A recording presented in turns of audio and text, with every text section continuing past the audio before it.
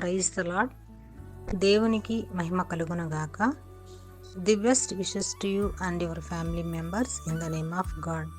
ప్రభు అయిన యేసు క్రీస్తు నామంలో మీకు మీ కుటుంబ సభ్యులందరికీ శుభాభివందనములు. Today God promise. ఈరోజు దేవుని వాగ్దానము, looking unto Jesus, the author of and finisher of our faith, who for the joy that was set before him endured the cross.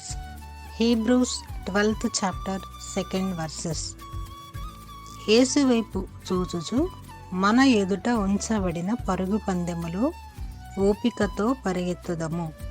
Hebrew పత్రిక 12వ అధ్యాయము 2వ వచనము.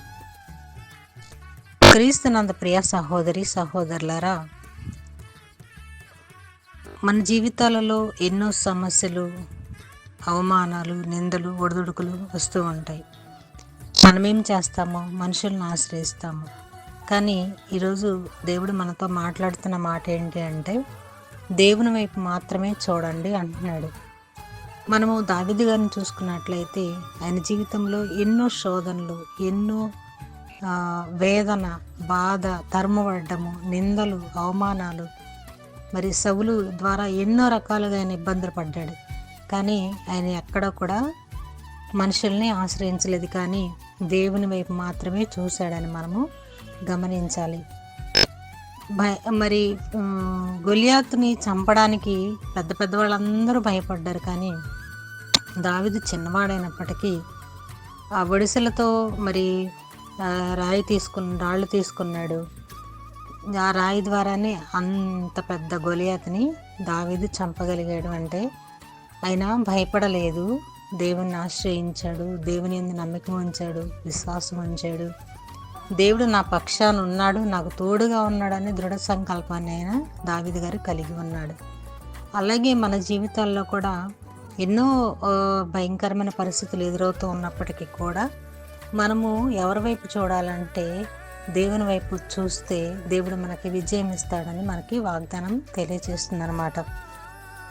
క్రీస్తునందు ప్రియ సహోదరి సహోదరులారా, మనకు వస్తున్న పరిస్థితులను బట్టి, లేకపోతే మన శ్రమలను బట్టి, ఆర్థిక ఇబ్బందులు కావచ్చు, అనారోగ్య పరిస్థితులు కావచ్చు, మరేమైనాను కావచ్చు, నిందలు, అవమానాలు ఏవైనా కావచ్చు, కానీ మన ముందు ఏదైతే సమస్యలు ఉన్నాయో ఆ సమస్యలు మీరు చూడొద్దు, సమస్యల వైపు చూడొద్దు. సమస్యలను విడిపించడానికి, సమస్యల వెనుక గొప్ప విజయం ఇచ్చే దేవుడు ఉన్నాడని మనము నమ్మి విశ్వసించాలి. మనకు కూడా అట్టి కృప దేవుడు దయచేయనుగాక. ప్రార్థన.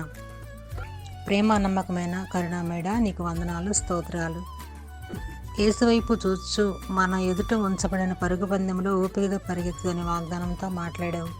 పరిస్థితులు ఎలా ఉన్నా, ఏ పరిస్థితి అయినా నేను ప్రభు మనుషులను ఆశ్రయించక నిన్ను చూస్తూ, నీ వైపు చూస్తూ మా ముందు ఉంచబడిన పరుగు పందెంలో మరి నువ్వు విజయం ఇచ్చే దేవుడు అని, విజయం వెనక నువ్వు ఉన్నావని, నడిపిస్తావని నమ్మి విశ్వసిస్తూ అట్టి కృప ఈ వాగ్దానము, మా వాగ్దానం వింటున్న వారందరి జీవితాలను నెరవేర్పు కలిగించమని యేసుక్రీస్తు నామములో అడిగి వేడుకొని పొందుకొని ఉన్నాము తండ్రి.